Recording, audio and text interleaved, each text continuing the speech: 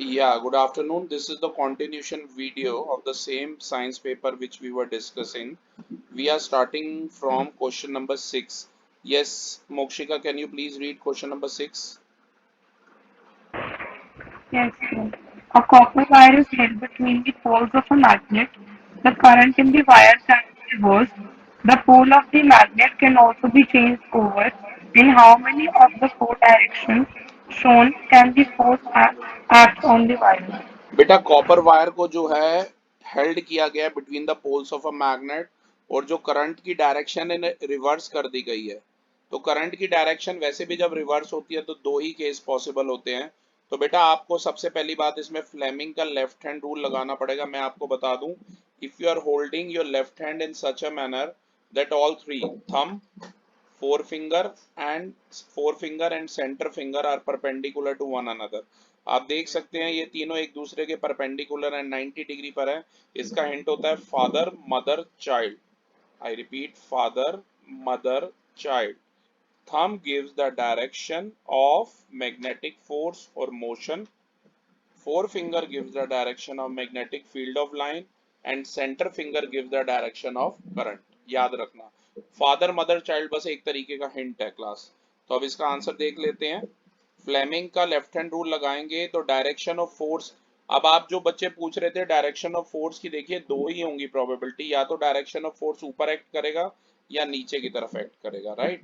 तो तभी इसका आंसर ऐसे लिखा हुआ है। और याद रखना कि फ्लेमिंग के लेफ्ट हैंड रूल का भी यहाँ एक्सप्लेन कर देना। ओके, ये चीज ध्यान रखना। मोक्षिका, कैन यू प्लीज रीड और part? Yes. How will you find the direction of magnetic field lines in a straight current carrying conductor? Explain. आप कैसे फाइंड आउट करेंगे डायरेक्ट, ये देखो कितना आसान है, बड़ा आसान है। शमित, इसका आंसर बताइए। How will you find the direction, question पे आइए। How will you find the direction of magnetic field of lines in a straight current carrying conductor?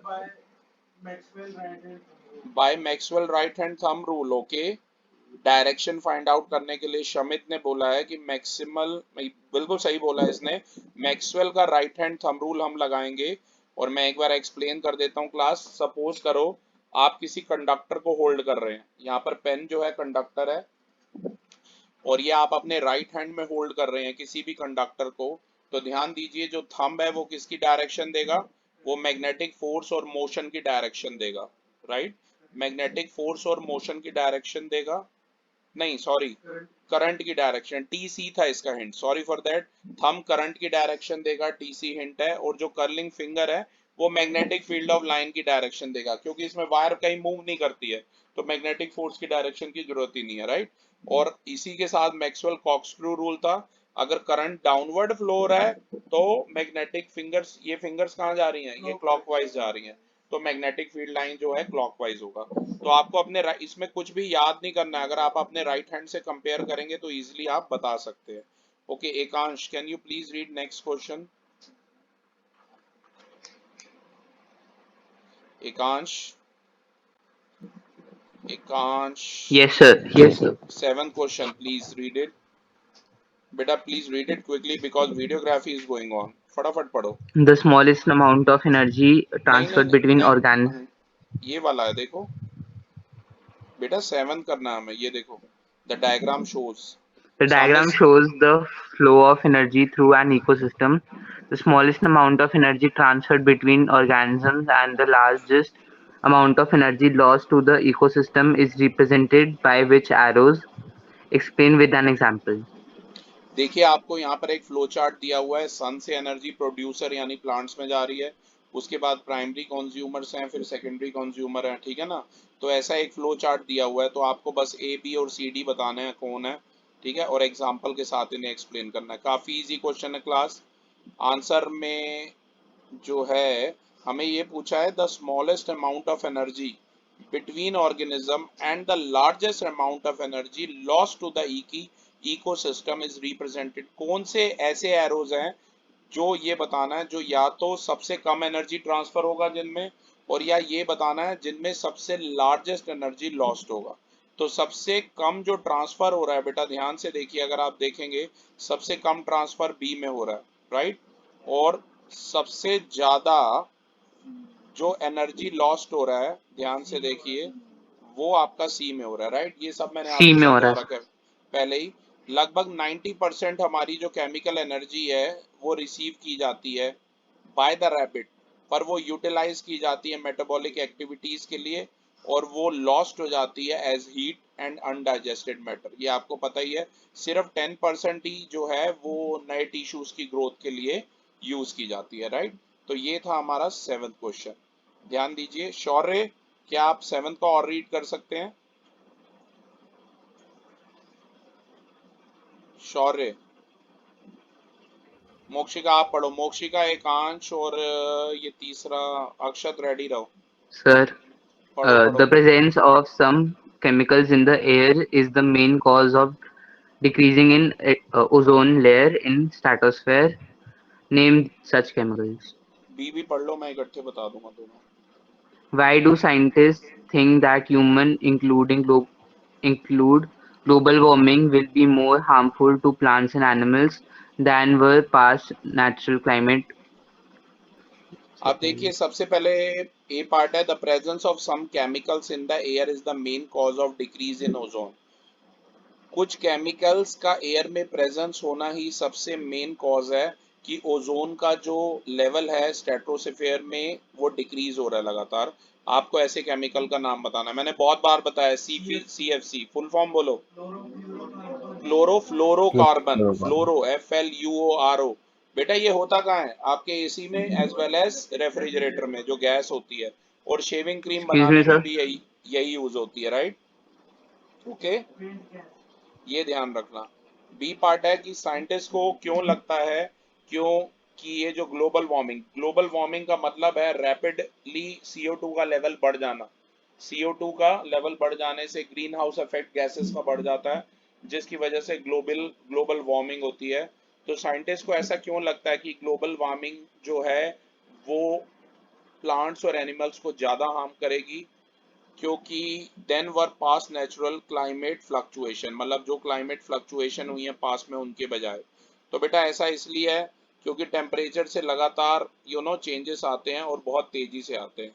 तो इसके लिए ही ग्लोबल वार्मिंग को रिड्यूस करना चाहते हो तो CO2 एमिशन पे कंट्रोल करो।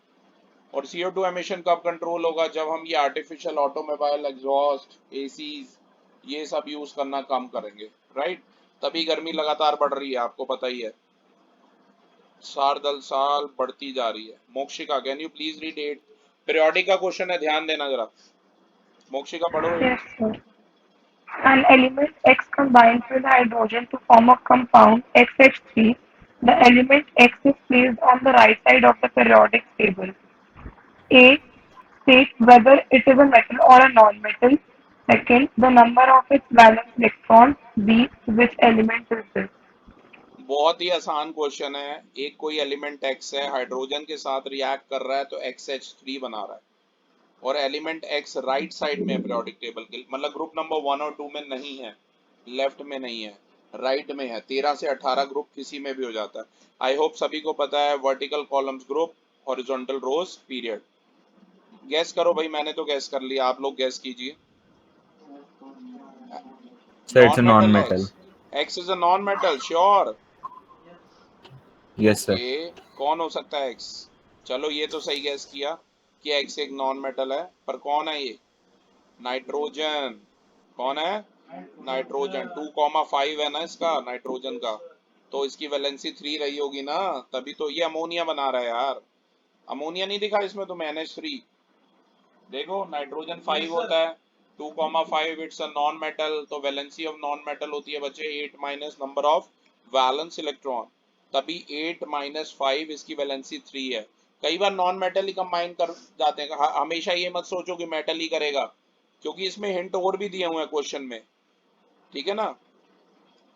और एलिमेंट एक्स राइट में है, अब राइट में है तो सबसे ज्यादा प्रोबेबिलिटी है कि वो नॉन मेटल होगा, यही सबसे बिगेस्ट हिंट था।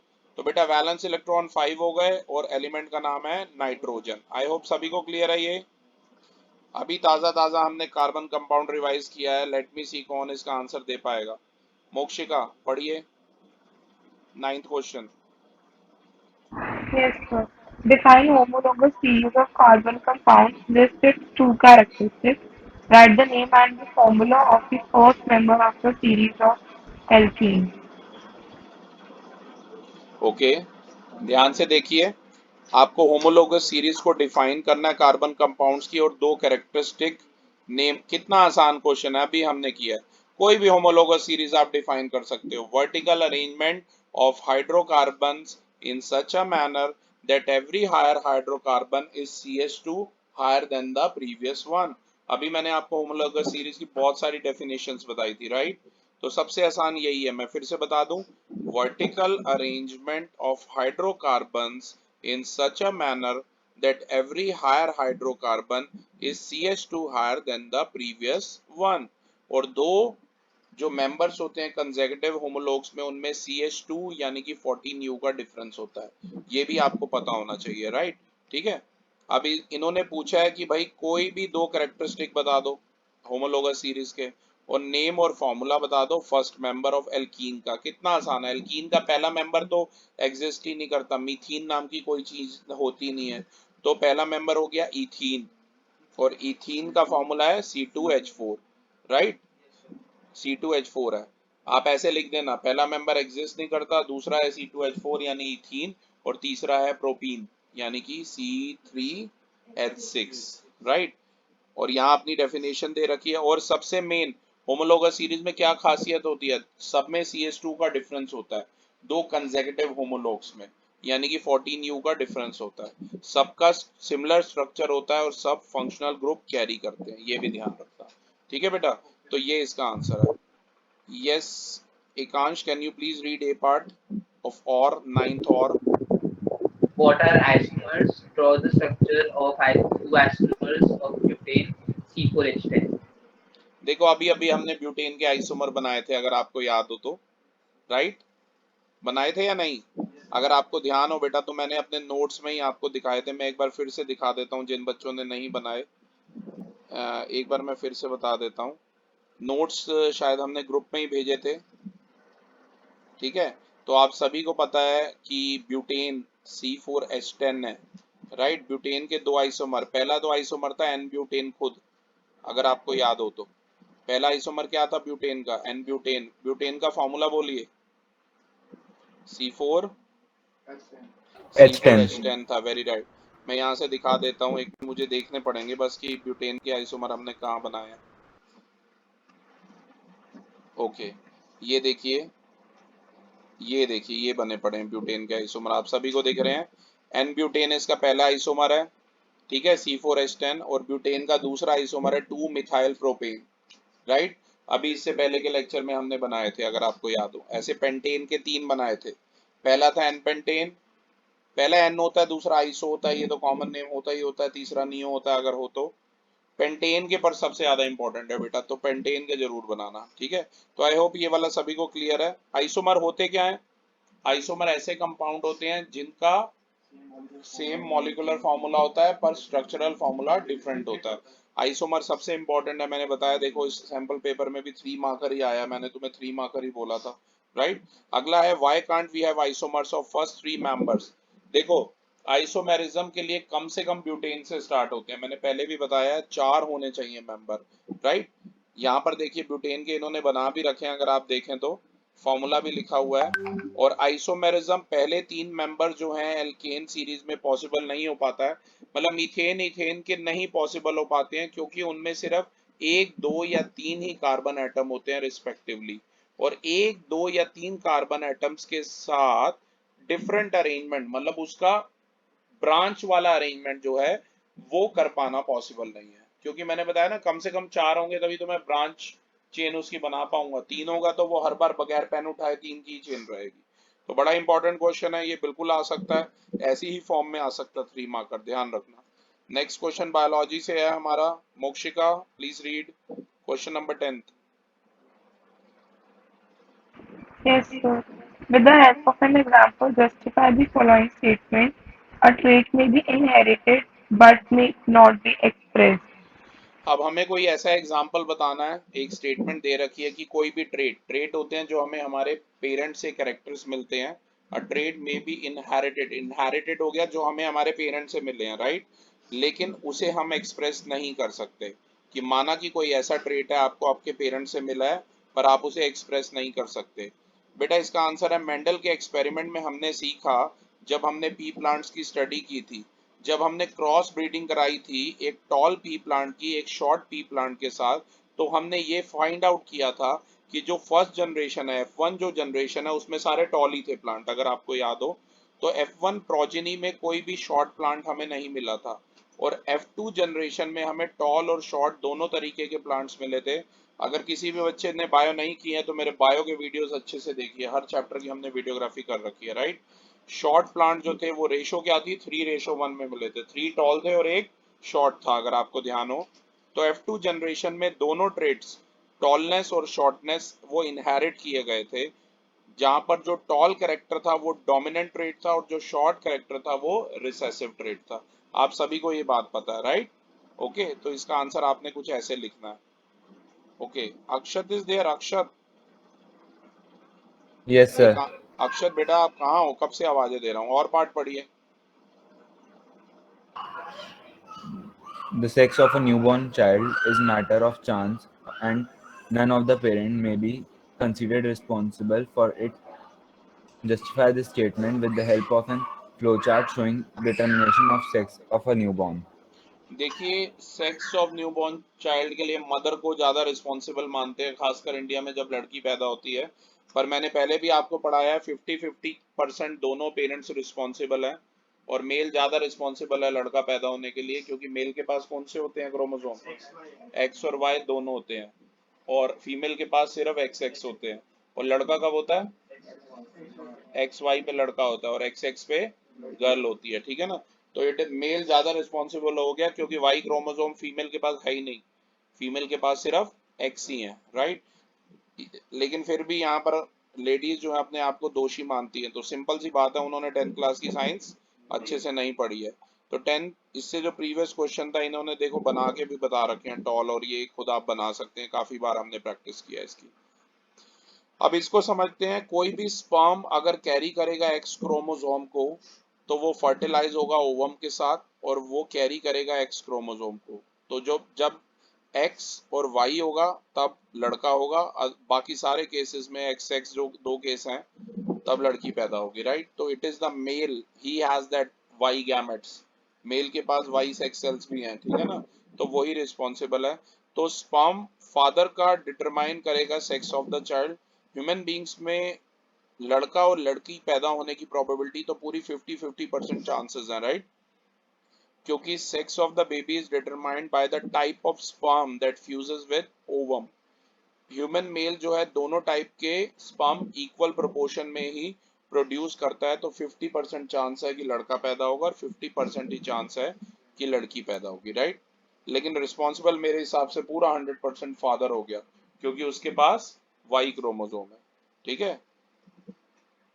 एक पुरानी कहावत भी है, मैंने सुना था, मुझे किसी ने सुनाई थी कि पिता के कर्मों से ही लड़का पैदा होता है, मेल ज्यादा रिस्पॉन्सिबल होता है, किसी ने ये भी बताया हुआ है, ठीक है।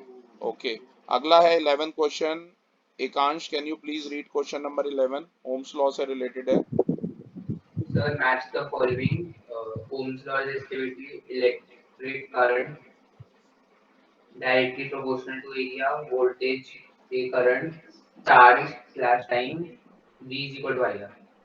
बेटा एक बार हम पूरा पेपर डिस्कस कर लें, फिर मैं आपको रिटर्न में भी करने के लिए दूंगा, न्यूमेरिकल पार्ट या डायग्राम पार्ट वो आप रिटर्न में करेंगे, राइट। तो सबसे पहले देखिए ओम्स लॉ में आप सभी को पता है ओम्स लॉ क्या कहता है। ओम्स लॉ कहता है कि भाई at constant temperature and pressure, at constant temperature and pressure voltage is directly proportional to current, voltage is directly proportional to current, कि at constant temperature and pressure current flowing across a conductor is directly proportional to the potential difference across its ends। तभी वहां से आता है I directly proportional to V, फिर बन जाता है V directly proportional to I, proportionality का सिंबल लगाते हो तो आता है V is equal to R into I, वही फर्दर सॉल्व होके बन जाता है V is equal to I R. आई बात समझ, ठीक है। तो वहां से बनता है V is equal to I R, यही हम ओम्स लॉ में पढ़ते हैं, आप सभी को पता है ये बात, ठीक है। तो आप यहाँ पर किसको किससे टैली करोगे, ऑब्वियसली वो ये प्रोपोर्शनैलिटी का सिंबल बना रखा है, ओम्स लॉ क्या कहता है? Voltage is directly proportional to current है। तो फर्स्ट के साथ मैं किसको लेना चाहूंगा भाई?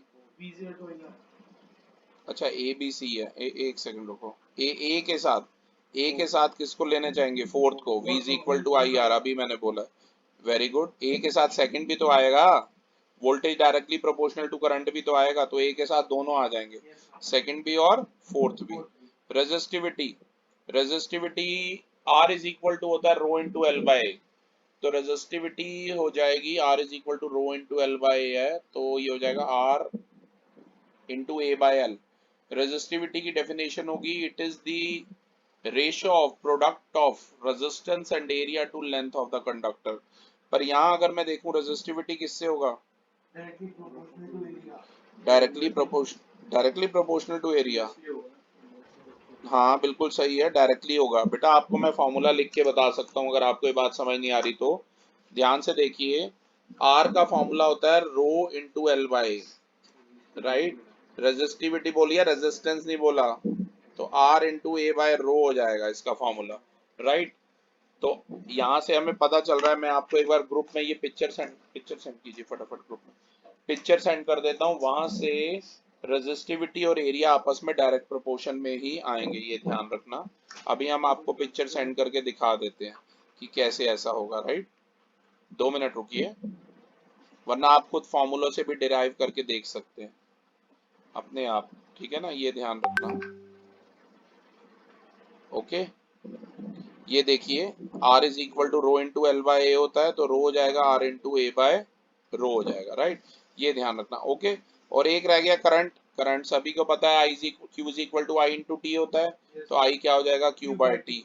तभी C का थर्ड पार्ट के साथ टैली हो जाएगा, ठीक है। अगला एक न्यूमेरिकल है, ध्यान दीजिएगा। इलेक्ट्रिसिटी से मैंने पहले ही बोला था न्यूमेरिकल ज्यादा आएंगे। Mokshika, can you please read question number 12 first part? Yes, sir. How much work is done in moving a charge of 2 coulomb from a point of 118 volt to a point of 128 volt? Okay, तो ध्यान से पढ़िए। Charge दिया हुआ है 2 coulomb, और लिख लीजिए चार्ज का सिंबल क्या होता है बेटा? क्यू होता है, राइट। चार्ज आपको क्यू दिया हुआ है 2 कूलम, और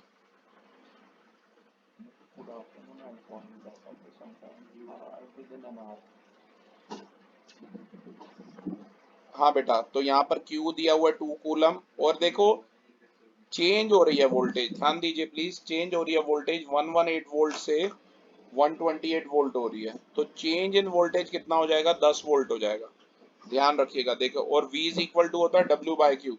ये 10 पता चला कहाँ से आया है? माइनस करके आया है। मैं कोशिश करता हूँ ये वाला न्यूमेरिकल आपको सॉल्व करके देने की कोशिश करता हूँ, और आप भी चाहें तो ऐसे कर लेना सॉल्व। मैं आपको सेंड कर रहा हूँ ग्रुप में। डेल्टा V होता है चेंज इन वोल्टेज, वो हो जाएगा V2 माइनस V1। ये क्वेश्चन नंबर क्या है बेटा? 12th है। तो ये 12th का फर्स्ट पार्ट है। V2 माइनस V1 मतलब 128 माइनस 118, यानी कि 10 वोल्ट आ जाएगा।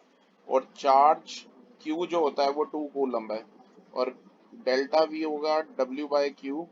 यहाँ से हमें वर्क डन निकालना है, वो हो जाएगा डेल्टा V इंटू क्यू। आप पूरा प्रॉपर करना, 10 इंटू 2 20 जूल्स आ जाएगा वर्क डन। पिक भेजिए जल्दी से। तो अभी हम आपको इसकी पिक भेज रहे हैं और हम दिखा रहे हैं कि कैसे करना है। इन द मीन टाइम आप प्लीज, तो ध्यान से देखिए, मैंने ये न्यूमेरिकल आप लोगों के लिए सॉल्व किया है।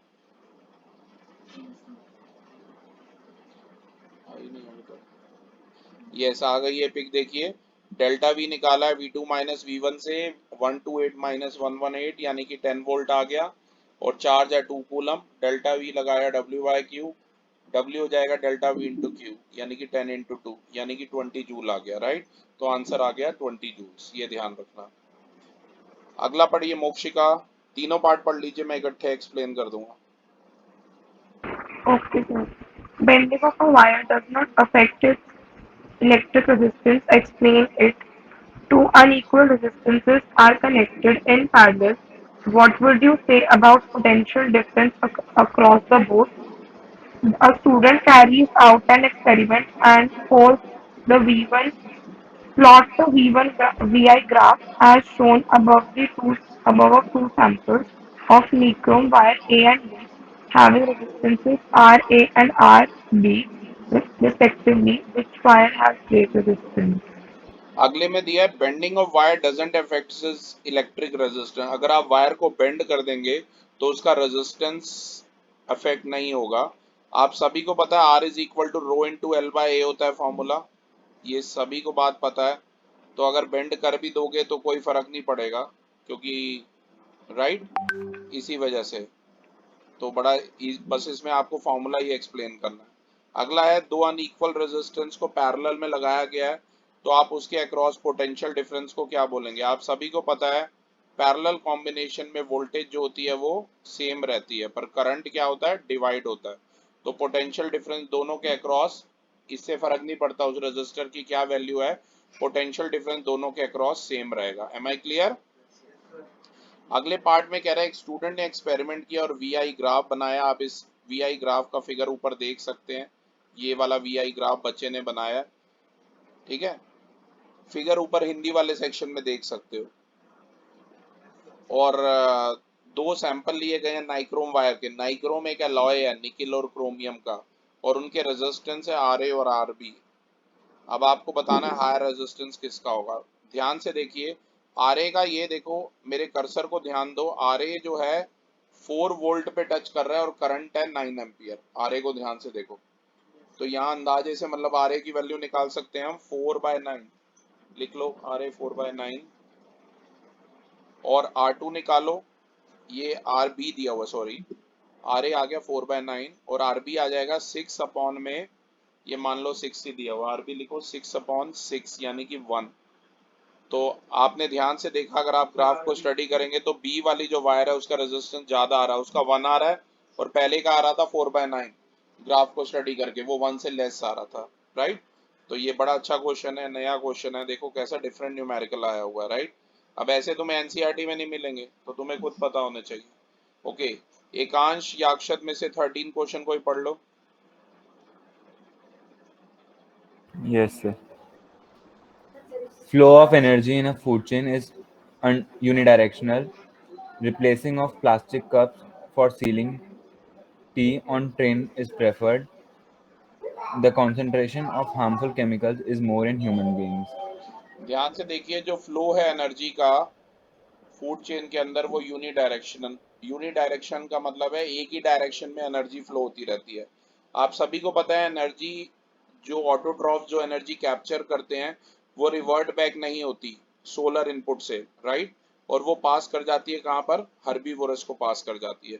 तो मतलब एक ही डायरेक्शन में होती है। ऐसा तो नहीं होता ना सन से मान लो प्लांट्स ने एनर्जी ली, अब सन ने वापस प्लांट से ले ली, ऐसा तो नहीं हो पाता है, ठीक है ना। तो इसे कहेंगे यूनिडायरेक्शन, हम कहेंगे, राइट। फिर अगला है कि प्लास्टिक कप्स को हमें रिप्लेस करना पड़ेगा सेलिंग टी के साथ। कुल्हड़ वगैरह फिर से ज्यादा पॉपुलर हो रहे हैं, मिट्टी के जो बने हुए बर्तन होते हैं। उसका रीजन ये है कि पेपर कप्स ज्यादा पॉसिबल है। पेपर कप्स बायोडिग्रेडेबल होते हैं, they can be easily decomposed by bacteria, जबकि प्लास्टिक समय समय तक कई साल लग जाते हैं उसे डीकम्पोज होने में। तो पेपर कप जो है बायोडिग्रेडेबल और इको फ्रेंडली हैं, जबकि प्लास्टिक कप नहीं है, राइट। इसके बाद नेक्स्ट है the concentration of harmful chemical is more in human beings. आपको वो ने 10% लॉ पढ़ा ही था कि एनर्जी 10% जाती है और केमिकल्स फर्टिलाइजर ज्यादा मात्रा में जाते हैं, ये सब आपको पढ़ाया था। अगर man is the at the apex, मतलब एंड में है फूड चेन के, तो जो हार्मफुल केमिकल्स हैं वो जमा होते जाते हैं, एक्यूमुलेट होते जाते हैं हर ट्रॉफिक लेवल पर। ये आपको मैंने पढ़ा ही रखा था, राइट, ये ध्यान रखना। अब बात करेंगे बेटा सेक्शन सी की। मैं चाहता हूं एक बार आपने जितने किए हैं थोड़ा सा हम होल्ड लें, उसके बाद सेक्शन सी के लिए हम फिर से वीडियो बनाएंगे। Thank you.